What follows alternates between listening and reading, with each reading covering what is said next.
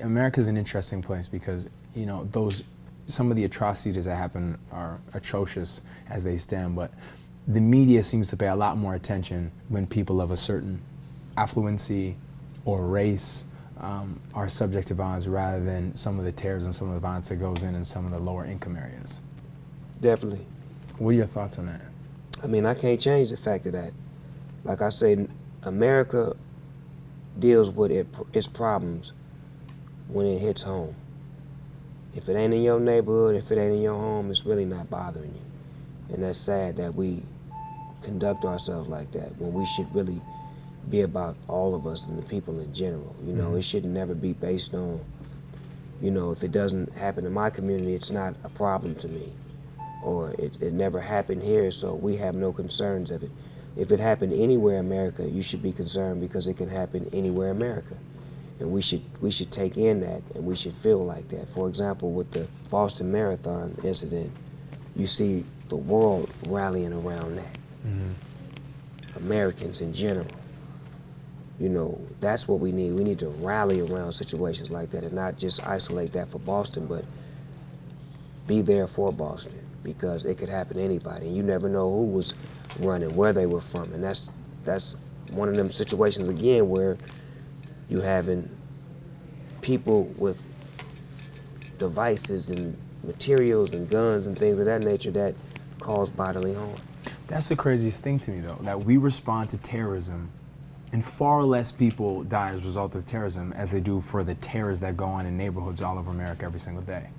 What do you think it's going to take to get to the point where we actually respond to things going on in the same way? I mean,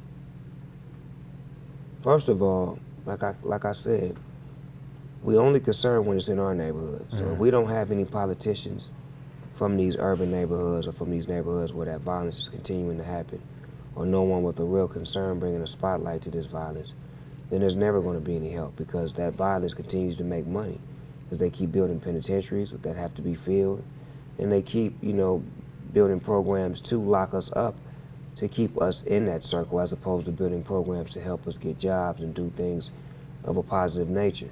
So it starts with the whole community in general. So like what I've done, I created the Snoop Youth Football League, which we started 9 years ago. And we in Southern California right now. We save lives every year. We have over 3,000 kids in our league, boys and girls, that play football and come from gang-related neighborhoods, but they are not affected because the parks are off limits and the schools where they practice are off limits. So these kids grow up to play football and eventually go to high school and college, and then eventually go to the NFL and make something for themselves and show them how to, you know, be productive. So it's programs like that I started. So I can't really point a finger and say, well, if he did this, they did this, they did that. I start with myself. I always look at the man in the mirror and say, what can I do? What can I do to make a difference, as opposed to asking or begging, what can I do? And I usually just do what I do and try to make a difference. And if politicians or officials of government or law see fit to help, they do. And if not, they don't. And we don't trip because this is what we do.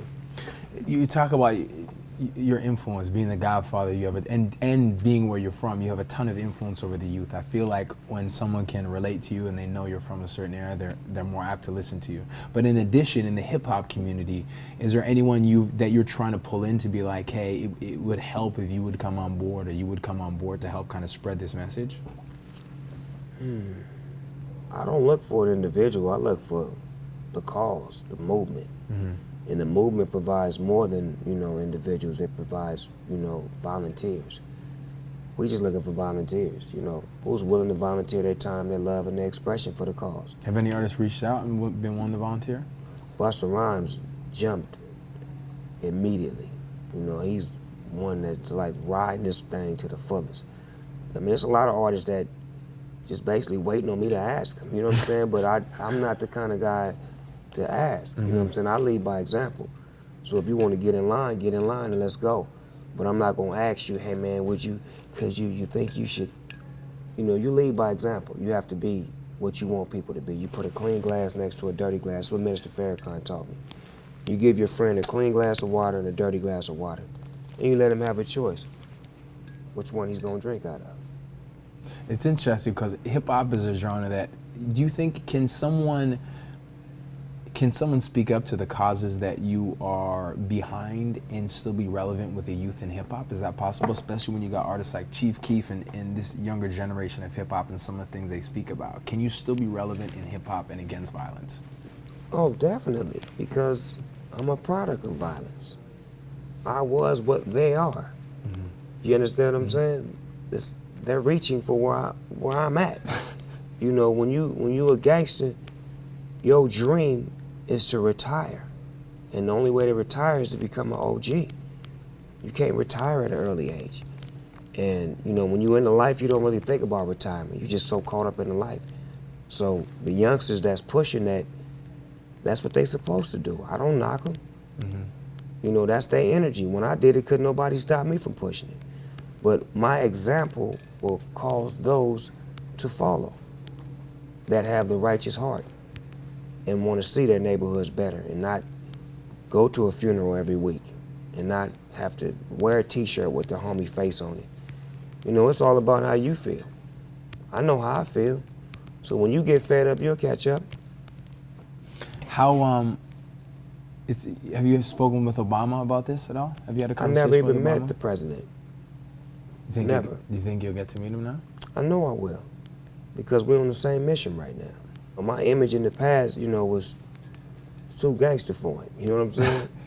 He couldn't get down with me like that, and I respect that because he got a country to run. Mm-hmm. And I'm not personally, you know, hurt by it, because I know, you know, in between time, in between time, we supposed to be hanging out doing what we do. But I had to get my life right and get my thing in the right perspective to where he could have me come represent. Mm-hmm. Like now with this No Guns Allowed initiative, I'm right in line with what he pushing. I'm the voice to where I'm the connection to the connection. I was disappointed actually that his bipartisan plan to extend background checks to potential gun buyers got turned down. I thought that was... But that's not his fault that it got turned down. He asked for it to get put into effect, right or wrong. Yeah, 100%. I was So disappointed it's just, at the Senate. I'm disappointed that they didn't ride with him. Mm-hmm. Like all of these incidents that keep happening, that you at least want to make one step to show that you care. Mm-hmm. Like that just show like, and it's part of my expression, y'all, them ain't our kids, and nobody from our community get killed. Mm-hmm. That's what it felt like to me. Like in so many words, like, are you serious? I mean, a simple background check to add more steps to getting a gun. You know, and if he's righteous and he's going to do the right thing with it, he don't mind those extra steps. You understand what I'm saying? 100%. Because like I keep saying, the way the laws is right now, I can go outside right now and buy a gun. Mm-hmm. No matter what city I'm in. Wow. Just because I'm Snoop Dogg. And I can go right to the hood. Hey, cuz, who got that wop? And get me one. It shouldn't be that easy. How did you get Drake on the record?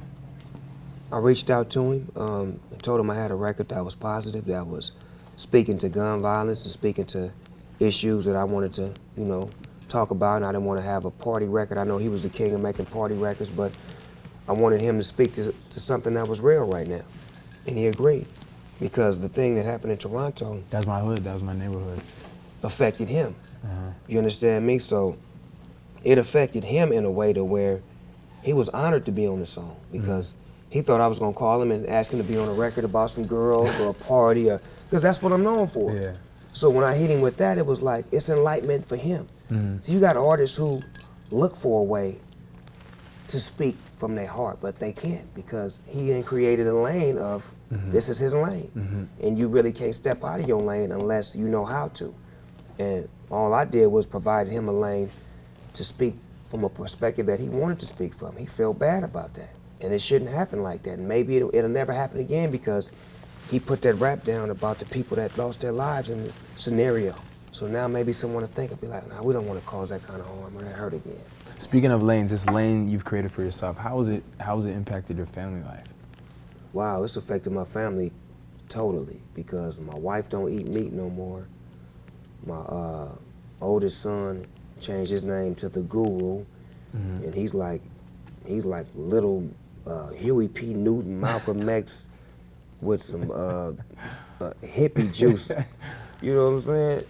And then my oldest son, he's, you know, doing his, my youngest son doing his football thing. He's got scholarship, right? He got a couple of offers. He A was couple only in offers. the 10th grade, so he can't really get a scholarship till he get to that next level. But a couple of the universities really like him and how he get down, and he's just a little bit different than me. But he's exactly what I am and what I should have been if I would have stayed on the right path in school and had the direction that he has. Like, I look at all of my kids and see a little bit of me in them, the good, the bad, and the ugly. And I see how they maximize the good and make it better for them. Is it easier now to be a father figure because of the new persona you have? It's never easy being a father because, you know, kids go through different things and you just have to be there for them, and you have to try to be understanding. And then at the same time, you have to be a disciplinary. You have to be their father. But what I've learned with my kids is that, you know, the more I tell them the truth and be more of a friend to them, they open to me. They tell me everything. It's not a secret. We all on the same page, and it's just love.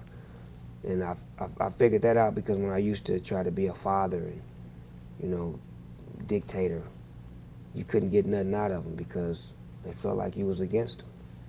But when you start working with them and, you know, being able to converse with them and being their friend, and, you know, when they do go wrong, you got to let them know they go wrong and really be firm about it. But for the most part, have a friendly relationship with them to where I'm trying to help you through life. I'm not trying to live your life. I'm trying to help you through life because I've been here. And you know, when you're young, you don't like hearing that. It's oh my, hell me. You know what I'm saying? He too old. He ain't never done nothing. I mean, my grandfather used to tell me stuff. I'd be like, Pawpaw, man, the way y'all did it back then ain't the way we do it. But at the same time, as I get older, I see me and I see him. I see a lot of him in me with the way that I conduct myself, the way I act, the way I treat people, the way I'm like an uncle, the way I have an older persona, but it's still kid at heart. Your father is, and I'm not being, you know, hypothetical or what you call that word, what you conceited. I'm not trying to be conceited, but I've done some great things. And people are going to always level you with me because I'm your father. So you're going to have to do some great things or they're going to, you know, they're going to bash you. So you need to be great when you do this, or don't do it at all because I'm great.